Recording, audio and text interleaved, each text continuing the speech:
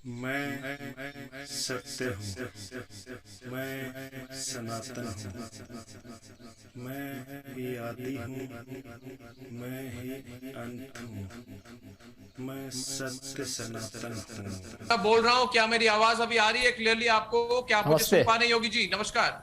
नमस्कार। आप तो हाँ हाँ, आपकी आवाज आ गई है। नमस्कार। पहली बात तो यह है योगी जी कि आज आपको बहुत बहुत बहुत बहुत बधाई, क्योंकि ये जो आप आज आपकी आज जीत है, कोई कैलकुलेट करे कि 67 सीटें मिले हैं आपको 75 में से, यानी कि करीब 85% सीट। पंचायत चुनाव में 85% सीट भारतीय जनता पार्टी को मिली है। तो बहुत बहुत बधाई होगी जी इसके लिए। और इसका क्या प्रभाव होगा उत्तर प्रदेश के राजनीतिक माहौल में असेंबली चुनाव से पहले?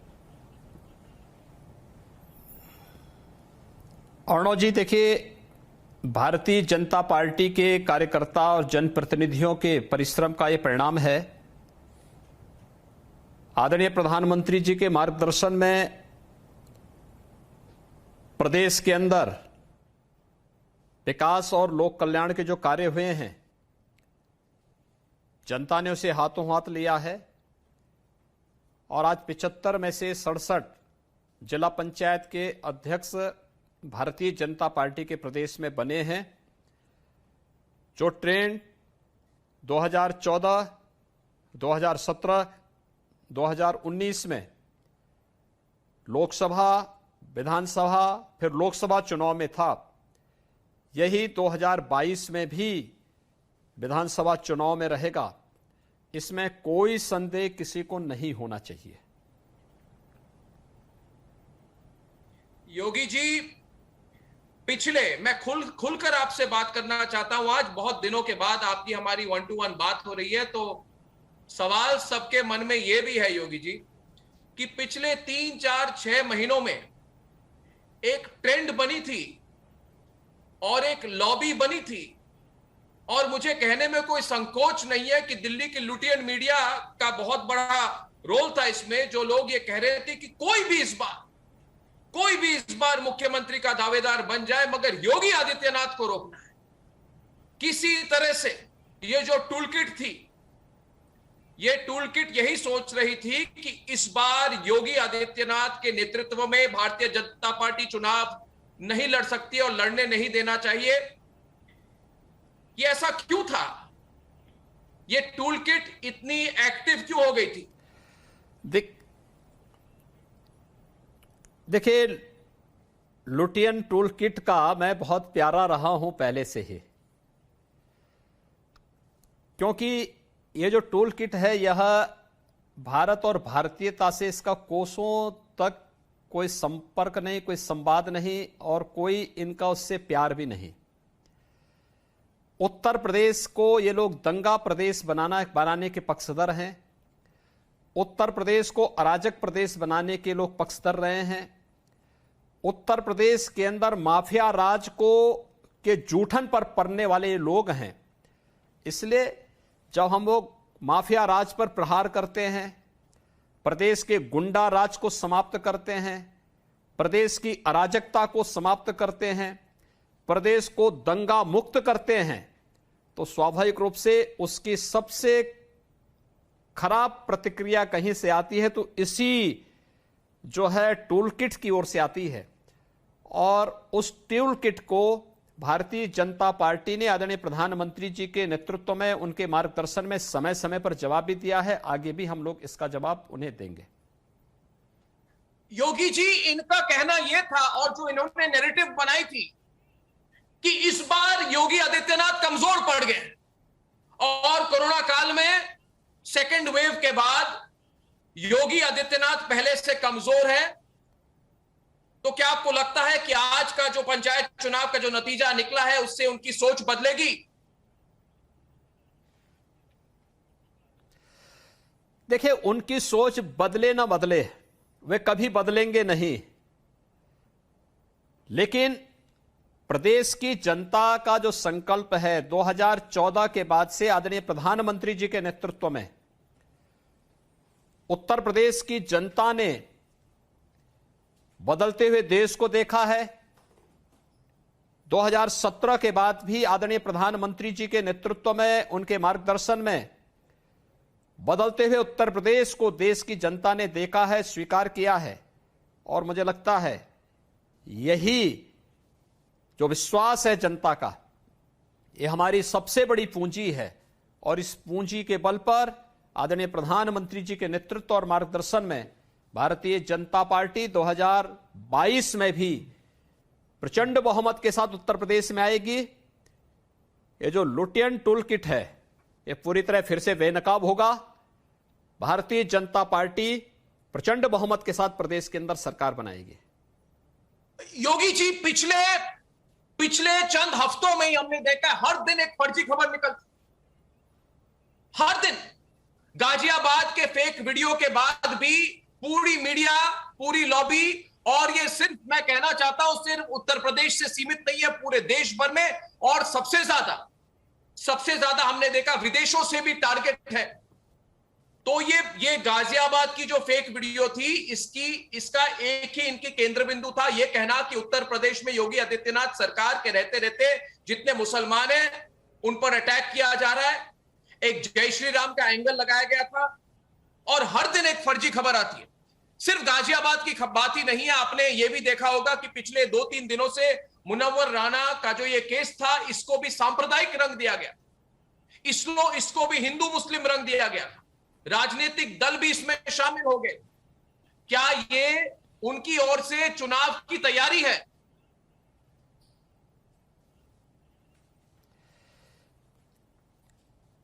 अर्णव जी, देखिए 2017 में 19 मार्च 2017 में जब उत्तर प्रदेश के मुख्यमंत्री के रूप में मेरा चयन आदरणीय प्रधानमंत्री जी ने, उस समय के राष्ट्रीय अध्यक्ष और आज के गृह मंत्री माननीय अमित शाह जी ने किया था, तब से हर दिन हमारे लिए एक परीक्षा रही है। और हम लोगों ने हर एक परीक्षा को पास करते हुए हम लोग आगे बढ़े हैं। इस प्रकार के षड्यंत्र पक में होते रहे हैं और उसने हमें और भी परिपक्वता दी है। लोनी की घटना रही हो या मुनव्वर राणा के पुत्र का प्रकरण, सब दूध का दूध, पानी का पानी देश के सामने, प्रदेश के सामने, आम जनमानस के सामने आ चुका है। और आगे भी इस प्रकार के षड्यंत्र होंगे। हम लोग पूरी तरह इसके प्रति अवेयर हैं। मेरे केवल अपील होगी मीडिया के साथ कि कोई भी इस प्रकार के मनगढ़ंत, जब कोई भी न्यूज आते हैं, इस प्रकार की चीजें कोई भेजता है, तो हम उसकी सत्यता की परख एक बार जरूर कर लें। क्योंकि जब हम इस प्रकार के मनगढ़ंत मुद्दों को मीडिया ट्रायल का विषय बनाते हैं, तो कभी कभी उससे व्यापक जनहानि होती है और उसके कारण जनता को और प्रदेश को काफी कीमत चुकानी होती है। और मुझे लगता है कि इस प्रकार के पाप में किसी को सहभागी नहीं बनना चाहिए। झूठ के पांव नहीं होते और सत्य कभी झुटलाया नहीं जा सकता है। योगी जी, दोनों जो केस थे जिनके बारे में अभी बात की हमने, मुनव्वर राणा, गाजियाबाद, लोनी वाली जो घटना है, जो फेक न्यूज है, और आपको भी ये मानना पड़ेगा, मैं भी इस बात को मानना हूं कि अंतरराष्ट्रीय स्तर पर अभी आप पर बहुत फोकस है। और ये कहते हैं कि योगी आदित्यनाथ एक हिंदू मिलिटेंट लीडर, हर दिन जो अमेरिका के अखबार में जो लिखा जाता है, योगी आदित्यनाथ हिंदू मिलिटेंट लीडर। आपको मुख्यमंत्री होते हुए भी 5 साल होने को आए, उसके पहले कई बार आप सांसद रहे, राष्ट्रीय स्तर पर आपको कई दशक हो गए अभी पॉलिटिक्स में, मगर आपको जो अंतरराष्ट्रीय मीडिया हमेशा एक हिंदू मिलिटेंट लीडर, यानी कि हिंदू उग्रवादी नेता के तौर पे आपको प्रोजेक्ट क्यों करती है?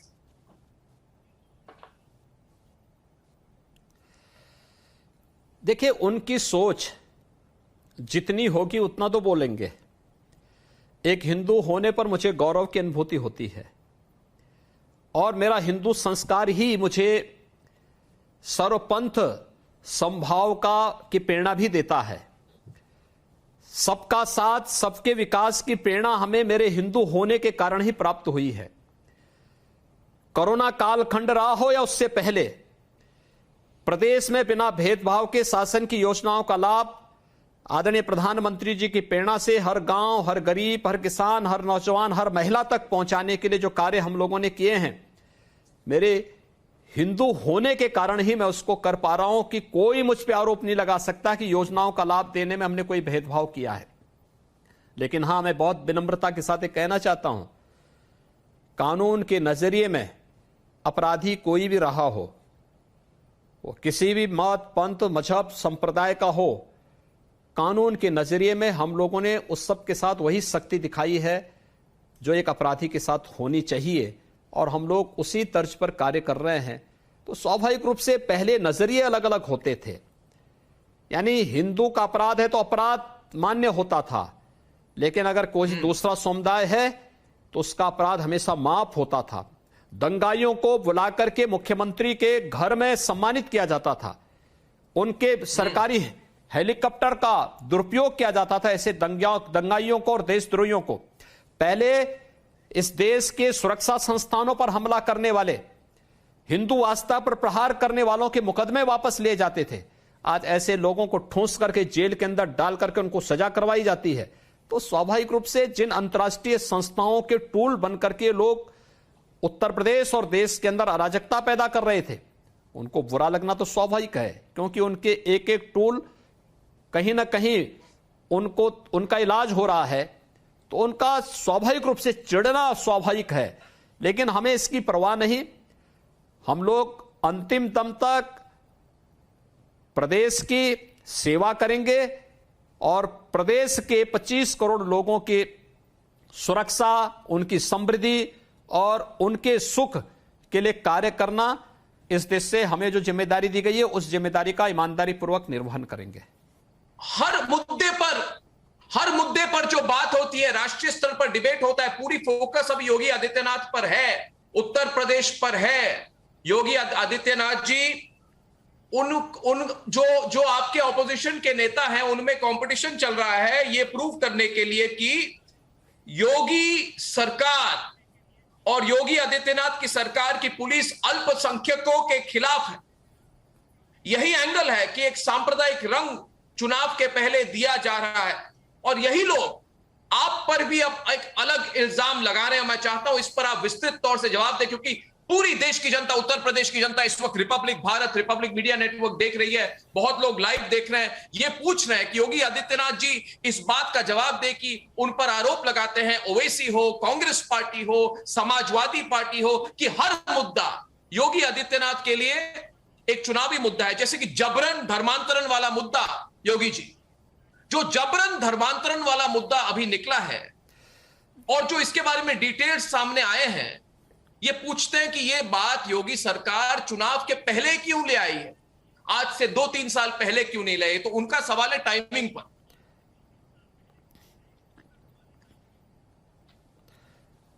देखिए, हम लोग लव जिहाद के खिलाफ जो कानून बनाए, जो एक्ट बनाए हैं, यह चुनाव के बहुत पहले बना लिए हैं। दूसरा, हम लोगों ने इस कानून को कहीं दुरुपयोग नहीं किया। प्रदेश के हित में और देश के हित में जहां उपयोग करना था वहां उपयोग कर भी रहे हैं। जो अभी तात्कालिक महत्व से जुड़ा हुआ एक मुद्दा सामने आया है, देखिए, ये केवल धर्मांतरण का मुद्दा नहीं है, ये राष्ट्रीय सुरक्षा के पर एक बहुत बड़ी सेंध लगाने का षड्यंत्र का हिस्सा है। मैं इस बात को पूरी जिम्मेदारी के साथ कह रहा हूं। इसकी आड़ में देखिए घटना कहां से होती है। गाजियाबाद में एक आश्रम में 2 लड़के जाते हैं वहां पर एक संत से मिलने के लिए। उन्होंने बाहर रजिस्टर में जब सुरक्षा कर्मियों ने उनसे पूछा कि नाम अपना बताइए, तो उन्होंने हिंदू नाम बताया। छद्म नाम से वे घुसपैठ करना चाहते हैं। उनकी तलाशी ली गई तो कोई असला नहीं बरामद हुआ, लेकिन उनके जेब में एक सर्जिकल ब्लेड जरूर मिला। और सर्जिकल ब्लेड जब उनके जेब में मिला तो उससे उनको हिरासत में लिया गया, पूछताछ हुई। सामान्य पूछताछ में यह हुआ कि भाई एक सामान्य लोग हैं, हिंदू हैं, सामान्य रूप से मिलने के लिए गए होंगे। लेकिन जब ये जानकारी मेरे पास आई तो मैंने इसी बात को पूछा कि भाई सर्जिकल ब्लेड क्यों? क्योंकि सर्जिकल ब्लेड ऑपरेशन थिएटर में उपयोग होता है और ऑपरेशन थिएटर में इतना यानी इतना शार्प होता है कि यह अगर कोई इसका दुरुपयोग करेगा तो जिस व्यक्ति पे इसका दुरुपयोग कोई करेगा तो मुश्किल से कुछ ही मिनटों में उस व्यक्ति की मौत हो सकती है। तो मैंने इसकी तह में जाने के लिए कहा, तत्काल मैंने कहा इसको आगे बढ़ाओ। जब हमारी एजेंसियों ने उन्हें पूछना शुरू किया तो ये तथ्य उजागर होने लग गए कि साहब ये जो हिंदू नाम है ये पहले तो हिंदू ही नहीं है, ये तो मुस्लिम है और ये छद्म नाम से घुस रहे थे। फिर ये सर्जिकल ब्लेड कहां से आया? तो फिर पता लगा इनका कुछ प्रशिक्षण चल रहा है। प्रशिक्षण में कहां ये सर्जिकल ब्लेड उपयोग होता है भाई? फिर कहां से इनके सूत्र जुड़े हुए हैं? तब बटाला हाउस का नाम आता है। फिर मोहम्मद उमर गौतम का नाम आता है। मोहम्मद उमर गौतम कौन? 1984 में एएमयू में इसे मुस्लिम बनाया जाता है और फिर इसने तब से बटाला हाउस के माध्यम से पूरे देश 25 राज्यों में इसने अपना तंत्र फैलाया था धर्मांतरण का और दुनिया की तमाम ऐसी एजेंसियों के माध्यम से इसको पैसा फंडिंग होता है, पैसा हवाला के माध्यम से आता है और वो सारे हमारे पास सारे प्रमाण है, सारे तथ्य हैं। हमारे यहां पर पूरा एक टीम काम कर रही है। 500 लोगों की टीम को मैंने लगाया है इसमें। कोई एक सामान्य एक व्यक्ति नहीं, एक अधिकारी नहीं, 500 हमारे अधिकारी इस पूरे उसमें लगे हुए हैं। और ये बहुत बड़ा षड्यंत्र, मूक बधिर बच्चों को कैसे निशाना बनाते थे, मूक बधिर बच्चों के माध्यम से घर के अंदर घुसपैठ करना, पूरे परिवार को फिर धर्मांतरित करना, मैसेजेस भी, क्योंकि एक मूक बधिर बच्चा ना सुन सकता है ना बोल सकता है, उसके मैसेज व्हाट्सएप के माध्यम से उन्हें ट्रेनिंग दी जाती थी। व्हाट्सएप के मैसेज आप नहीं पढ़ सकते, मैं नहीं पढ़ सकता हूं, हम विशेष साइबर एक्सपर्ट ही उन मैसेजेस को निकाल सकता, उसके माध्यम से चीजें हो रही थी। और फिर उन बच्चों को इतना जिहादी बना देना कि उनको सुसाइड स्क्वाड के रूप में महत्वपूर्ण केंद्रों पर हमला करने के लिए उनका इस्तेमाल करना, आस्था के केंद्रों पर हमला करने में उनका इस्तेमाल करना, वीवीआईपी पे हमला करने के लिए उनका इस्तेमाल करके ये दुरुपयोग करने की एक साजिश का हिस्सा था। उस बड़े षड्यंत्र को हम लोगों ने पर्दाफाश किया है। हम इसकी तह में जा रहे हैं, हमारे पास पूरे प्रमाण हैं। ये केवल धर्मांतरण तक सीमित मुद्दा नहीं है, राष्ट्रीय सुरक्षा के साथ खिलवाड़ करने की एक बहुत बड़ी साजिश का हिस्सा है और इसमें दूध का दूध पानी का पानी हम देश के सामने लेकर के आएंगे। योगी जी, जो बातें आपने अभी कही, रोंगटे खड़े हो जाते हैं इसको सुनकर। और ये डिटेल लोगों के बारे में लोगों के पास पता ही नहीं था। अभी भी लोग जो आपको लाइव रिपब्लिक नेटवर्क पर देख रहे हैं वो अभी रिएक्ट कर रहे हैं कि ये बहुत बड़ी बात है कि मुख्यमंत्री को खुद संदेह हुआ पहली बार। और दूसरी बड़ी हेडलाइन जो है कि 500 लोगों की टीम इस पर लगी हुई है। और तीसरी बात जो है आपको सुन के मुझे लग रहा है कि कोई आइसोलेटेड केस नहीं है, ये बहुत बड़ी साजिश है। और चौथी बात जो मुझे लग रहा है, और मैं चाहता हूं एक और बार इस पर आप रिएक्ट करें, कि मुझे नहीं लगता कि जो लोग चाहते थे इसको एक कंट्रोवर्सी बनाकर, हिंदू मुस्लिम रंग देकर, सांप्रदायिक बनाकर योगी आदित्यनाथ को बैकफुट पे ले आएंगे। मुझे नहीं लगता आपको सुनकर अभी कि आप इस मुद्दे पे बैकफुट पे जाने वाले हैं। मुझे तो लगता है आप इस पर और आगे कुछ बड़े खुलासे करने वाले। मगर आपने मेरी एक बात का जवाब नहीं दिया। जो लोग कहते हैं इलेक्शन के पहले क्यों, इलेक्शन के पहले क्यों, मैंने उनको कहा उस दिन मेरे प्रोग्राम में जो लोग आए थे, मैंने उनको उल्टा पूछा था कि क्या इलेक्शन के पहले तहकीकात बंद होनी चाहिए, तो उसका कोई जवाब नहीं था। मगर चाहता हूं कि आप उन लोगों को क्या कहना चाहें। षड्यंत्रों का पर्दाफाश मुहूर्त देख करके नहीं होता है। जब कोई भी षड्यंत्र सामने आता है उसका पर्दाफाश उसी समय किया जाना चाहिए, जिससे कि वह किसी भी प्रकार की राष्ट्रीय क्षति न करने पाए। और मुझे लगता है यूपी पुलिस और एटीएस की एक कार्रवाई उसी का हिस्सा है। यह कह देना, हर एक नजरिए को चुनाव के साथ जोड़ करके देखना, यह बहुत दुर्भाग्यपूर्ण है। राजनीति हमारे लिए सब कुछ नहीं, लेकिन राष्ट्र की सुरक्षा के साथ खिलवाड़ करने की छूट किसी को नहीं देंगे। हम आस्था के साथ खिलवाड़ करने की छूट भी किसी को नहीं देंगे। और इस षड्यंत्र में जो भी संलिप्त होगा, उन्हें पर्दाफाश करेंगे, प्रदेश और देश के सामने सच्चाई को लेकर के आएंगे। हमारी एजेंसियां पूरी मजबूती के साथ कार्य कर रही हैं। जी जी जी जी जी जी ना प्लीज, नहीं आप प्लीज अपनी बात हम एक चीज को सामने लेकर के आएंगे। मैंने फिर योगी जी, ये राम मंदिर के इशू को मैंने कह दिया ना कि हम लोग जी जी जी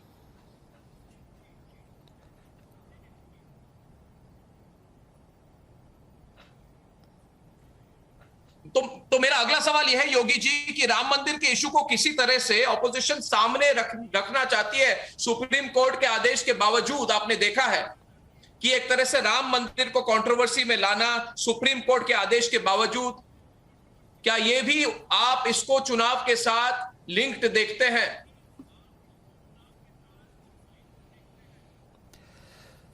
देखिए अर्णव जी, आप इस बात को जान रहे हैं, देख भी रहे हैं। आज से नहीं, आप बहुत दिनों से पत्रकारिता जगत में हैं और एक सकारात्मक पत्रकारिता को आपने हमेशा प्रश्रय दिया है, बढ़ावा दिया है।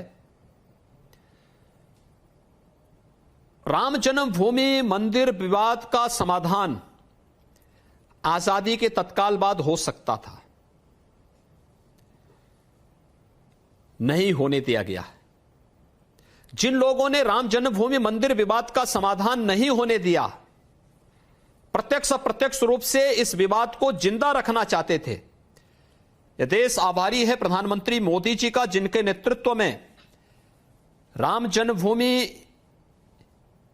से संबंधित विवाद का, सैकड़ों वर्षों का विवाद का पटाक्षेप हुआ और आज भव्य मंदिर निर्माण की कार्रवाई जब आगे बढ़ी तो ये वही लोग हैं जिन लोगों को अच्छा नहीं लगा।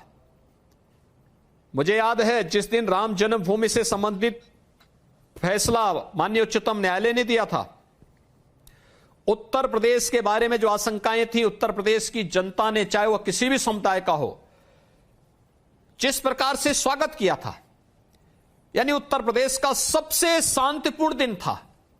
सामान्य दिनों में कहीं छिनैती, कहीं लूट, कहीं पर कोई ना कोई वारदात होती है 25 करोड़ की आबादी के इस राज्य में। लेकिन जिस दिन राम जन्मभूमि से संबंधित फैसला आया था, उस दिन उत्तर प्रदेश के अंदर एक भी घटना नहीं घटित हुई, यानी सचमुच राम राज्य स्वयं उतर गया था उत्तर प्रदेश के अंदर। ये हम लोगों ने देखा था। लेकिन दुर्भाग्य है कि जब राम मंदिर के निर्माण का कार्य आदरणीय प्रधानमंत्री जी के करकमलों से तेजी के साथ आगे बढ़ रहा है, तो जिन लोगों को यह विवाद ही रहे और उन लोगों का सारा प्रयास इसी पर था, वे लोग कैसे इसको स्वीकार कर सकते हैं? आखिर उनको कुछ तो करना है, कुछ तो बोलेंगे, कुछ तो षड्यंत्र करेंगे, आस्था के साथ खिलवाड़ करेंगे, कुछ तो मुद्दे लेके आएंगे। और वही लोग हैं जब अनलगल प्रलाप फिर से कर रहे हैं। कोई मुद्दा जब नहीं मिला तो उन्होंने राम मंदिर पर फिर से प्रहार करना शुरू कर दिया, लोगों के बीच में भ्रम और गुमराह करने की स्थिति पैदा कर दी। मैं इस बात को कह सकता हूं, कल श्री राम जन्मभूमि मंदिर ट्रस्ट ने एक एक मुद्दे का जवाब दे दिया है और उन्होंने स्पष्ट कर दिया है कि कहीं कोई किसी भी प्रकार का कोई घोटाला नहीं, किसी प्रकार का कोई विवाद नहीं। मार्केट रेट से कम दाम पर जमीनें खरीदी गई हैं और जो भी आरोप लगाए जा रहे हैं, इनका सत्य से कोसों तक कोई संबंध नहीं। योगी जी, आपको क्या लगता है, अभी दिल्ली में एक ही बात पर हमेशा चर्चा हो रही कि योगी आदित्यनाथ को इस बार रोकना है, किसी तरह से भी योगी आदित्यनाथ को 2022 में दोबारा उत्तर प्रदेश के मुख्यमंत्री होने से रोकना है। जिन लोगों को आश्चर्य हो गया था जब आपको अचानक 2017 में मुख्यमंत्री बनाया गया था, उन्होंने अपना नंबर 1 मिशन सिर्फ और सिर्फ आपको रोकने का रखा है। और अखिलेश ने कहा कि इस बार हम सारी पार्टियां एकजुट हो जाएंगी। हर दिन एक नया मोर्चा सामने आता, हर दिन। और कई लोग कहते हैं कि अक्टूबर नवंबर तक सारे मोर्चे एक साथ हो जाएंगे अगर योगी को विफल करना है। तो मैं जानना चाहता हूं आपकी जो राजनीतिक इसमें एनालिसिस क्या है। योगी जी, जो मैथमेटिक्स कहती है, जो गणित है, राजनीतिक गणित है कि अगर ये सारे पार्टियां एक साथ हो जाएं तो क्या आपको टेक ऑन कर सकेंगे? जी जी जी जी, बोलिए बोलिए। 2019 में उत्तर प्रदेश के सभी राजनीतिक दल एकजुट होकर के भारतीय जनता पार्टी के खिलाफ लड़ चुके हैं और 2019 में आदरणीय प्रधानमंत्री जी के नेतृत्व पर प्रदेश ने और देश ने विश्वास किया है। उत्तर प्रदेश के अंदर हम जो भी कार्य कर रहे हैं, आदरणीय प्रधानमंत्री जी की प्रेरणा है, उनका मार्गदर्शन है और मैं कहता हूं सभी एकजुट होकर के लड़ भी चुके हैं, आगे भी लड़ना चाहेंगे। कोई हमें वो नहीं, हर एक दल को अपना गठबंधन करने का पूरा अधिकार है और मैं उनके मामलों में कोई हस्तक्षेप करने का अधिकार नहीं रखता हूं। लेकिन भारतीय जनता पार्टी 300+ सीटों के साथ 2022 में फिर से सरकार बनाएगी, इसमें कोई संदेह किसी को नहीं होना चाहिए। योगी जी देखिए, बहुत बड़ी बात आपने कही और अपने लिए आपने टारगेट रख दिया, यह भी एक हेडलाइन हो गई 300+। मगर योगी जी फिर से आपको पूछूंगा कि अभी तक मायावती जी ने कहा कि हमको अलायंस के साथ नहीं है, मगर जो लोग राजनीतिक एनालिसिस करते हैं, जिनका काम है नंबर देखना, नंबर गिनना, वो कहते हैं कि लास्ट में जाके अगर कोई मास्टर स्ट्रोक हो जाए और सपा, आम आदमी पार्टी, बसपा सब लोग मिल जाए योगी आदित्यनाथ के खिलाफ, तो शायद जो है मामला कुछ अलग हो सकता है। अगर सारी पार्टियां मिल जाए, क्या आप चैलेंज कर रहे हैं कि सारी पार्टियां मिल भी जाए तब भी कोई फर्क नहीं पड़ेगा बीजेपी को? क्योंकि देखिए योगी जी, देखिए एक इसको थोड़ा डिटेल में बताऊंगा। कई लोग जरा विस्तृत तौर से सवाल पूछना चाहता हूं आपको मैं। आज बहुत दिनों के बाद आपकी मेरी चर्चा हो रही है। मैंने तो सोचा था कि उत्तर प्रदेश में, लखनऊ में आके एक साथ बात करेंगे, मगर मौका जब मिला है तो ये है, देखिए ये एक एक्सपेरिमेंट है राष्ट्रीय स्तर पर। नेशनल पॉलिटिक्स में लोग कहते हैं कि जैसे मोदी जी को हराने के लिए सबको मिलना पड़े, उसी तरह से उत्तर प्रदेश में कह रहे हैं योगी आदित्यनाथ को विफल करने के लिए सबको एक साथ मिलना पड़ेगा, इंडेक्स ऑफ ऑपोजिशन यूनिटी को बढ़ाना पड़ेगा। अगर सब मिल जाए तो देखिए 2019 में सब लोगों ने मिलकर के चुनाव लड़ा है यूपी में, परिणाम भारतीय जनता पार्टी के पक्ष में गया है। 2019 की स्मृतियां सबके जेहन में होगी और इसलिए 2022 के लिए भी हम लोग पूरी तरह तैयार हैं। भारतीय जनता पार्टी के सामने जो निर्धारित लक्ष्य है, भारतीय जनता पार्टी का एक एक कार्यकर्ता उसे अचीव करेगा, इसमें कोई संदेह नहीं होना चाहिए। भारतीय जनता पार्टी 300+ सीटों के साथ प्रदेश के अंदर अपने सहयोगियों के साथ मिलकर के चुनाव जीतेगी। पूर्ण बहुमत की सरकार भारतीय जनता पार्टी की उत्तर प्रदेश में 2022 में भी बनेगी। योगी आदित्यनाथ जी, कोई भी राजनीतिक नेता हो, मुख्यमंत्री हो, अगर फिर से कुर्सी में आना चाहे, फिर से आपने जैसे कहा 300 सीट लेकर फिर से सरकार चलाना चाहे, तो अपने व्यक्तिगत कारणों से हमेशा नहीं करते। उनका कोई बड़ा विजन होता है, कोई एजेंडा होता है। और जरूर आज भी योगी आदित्यनाथ के लिए कोई ना कोई अनफिनिश्ड एजेंडा, यानी कि कोई अधूरा एजेंडा जरूर होगा।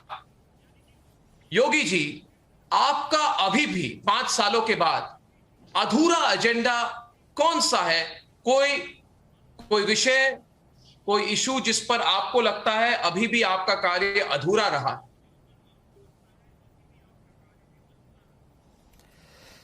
देखिए, हम लोगों ने कोई भी अधूरा नहीं छोड़ा है। हम अधूरी बातों पर विश्वास भी नहीं करते।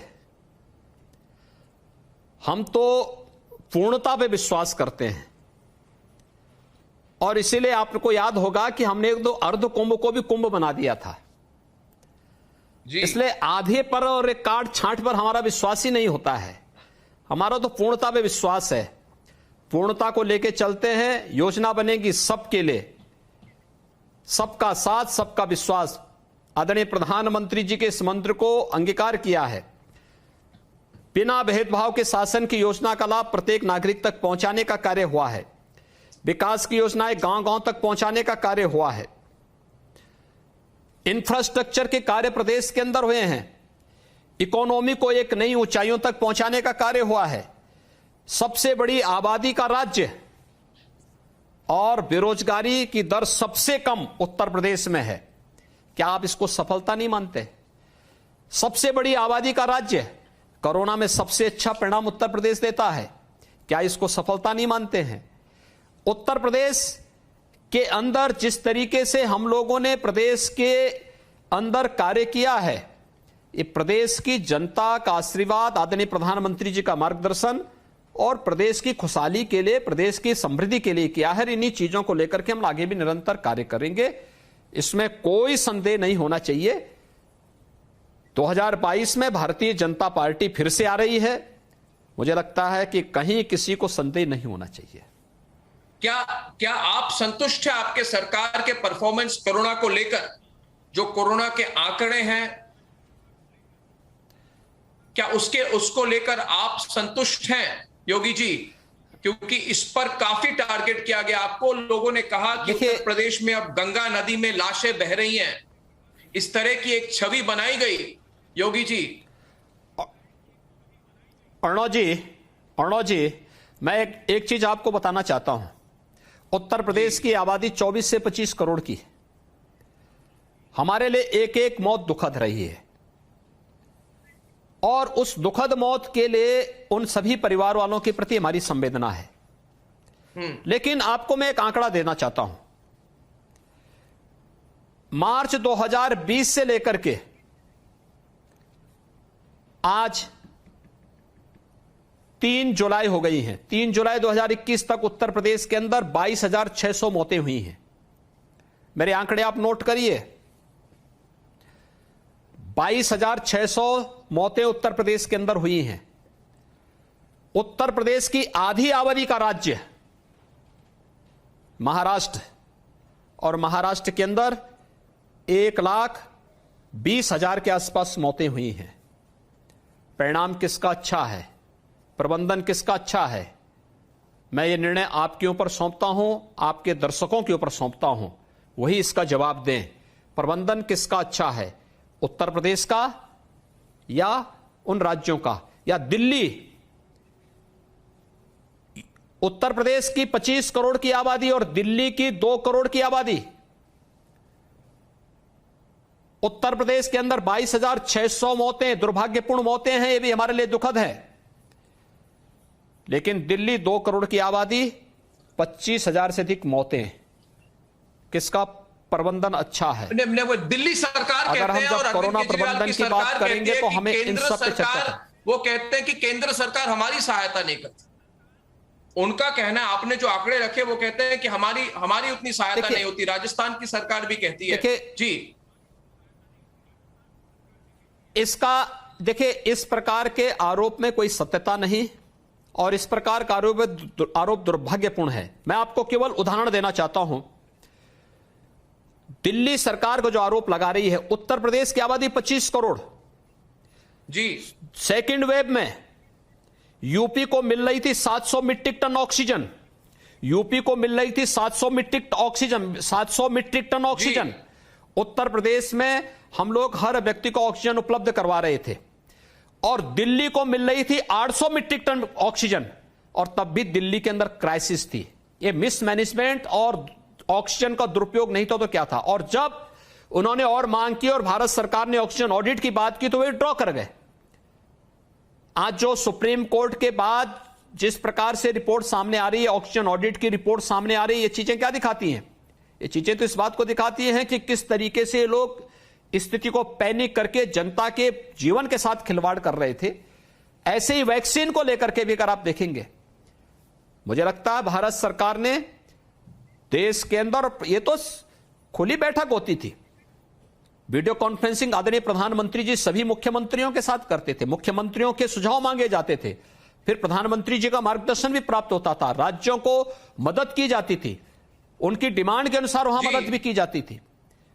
पहली बार हुआ है जब देश के अंदर किसी महामारी को लेकर के प्रधानमंत्री जी ने लीड करके पूरे देश को मार्गदर्शन भी किया और हर प्रकार का संभव भी किया, हर संभव प्रयास भी किए, हर संभव सहयोग भी किया।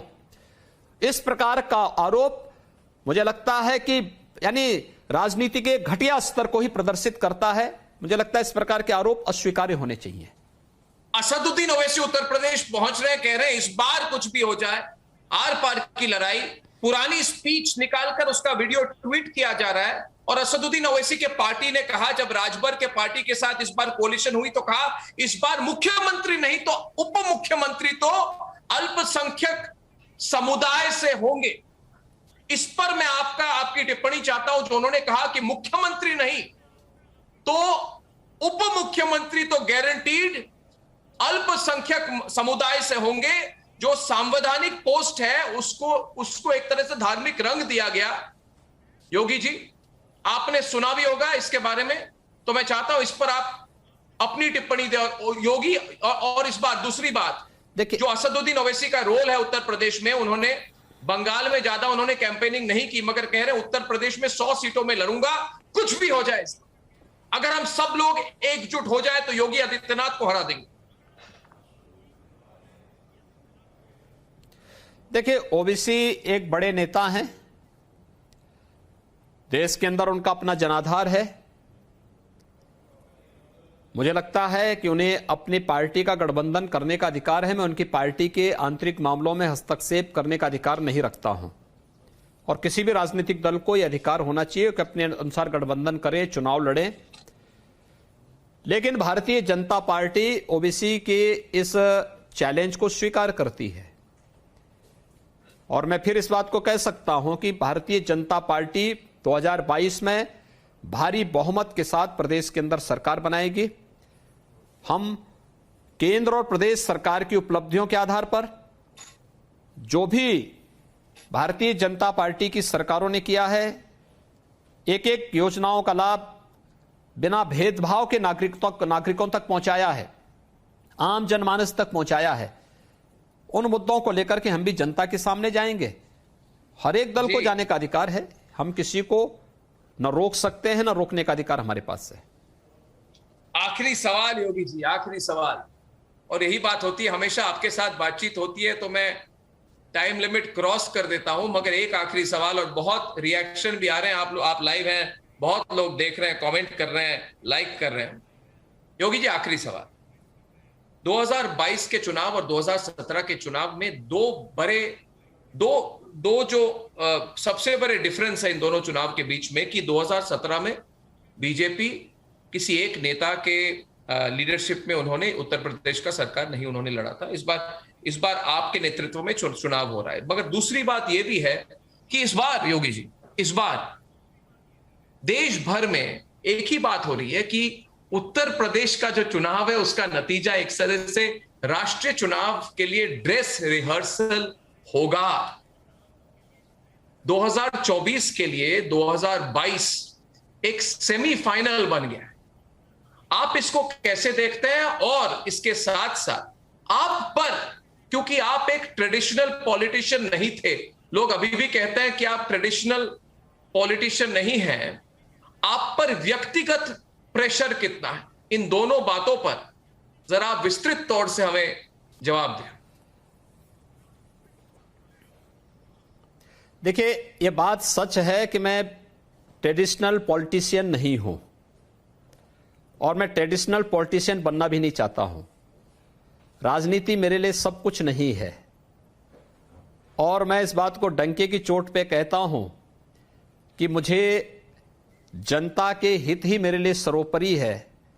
पार्टी के मूल्य और सिद्धांत वो मेरे लिए महत्वपूर्ण हैं, और उन्हीं को लेकर के मैं कार्य करता हूं। जहां तक 2017 और 2022 की आप बात करते हैं, 2017 के पहले उत्तर प्रदेश अराजक, दंगाग्रस्त, भ्रष्टाचार में डूबा हुआ, वंशवाद और जातिवाद का शिकार प्रदेश था। उत्तर प्रदेश की देश और दुनिया के अंदर जो छवि थी, लोग उससे भयभीत होते थे। लेकिन आज 2022 में जब विधानसभा चुनाव की ओर उत्तर प्रदेश बढ़ रहा है, एक आदरणीय प्रधानमंत्री जी के मार्गदर्शन में, उनकी प्रेरणा से नए भारत का एक नया उत्तर प्रदेश भी सामने है। और ये जो नया भारत का नया उत्तर प्रदेश है, ये लोगों में विश्वास भरता है, लोगों को एक नई प्रेरणा प्रदान करता है, उत्तर प्रदेश के लोगों को आगे बढ़ने के लिए प्रेरित करता है।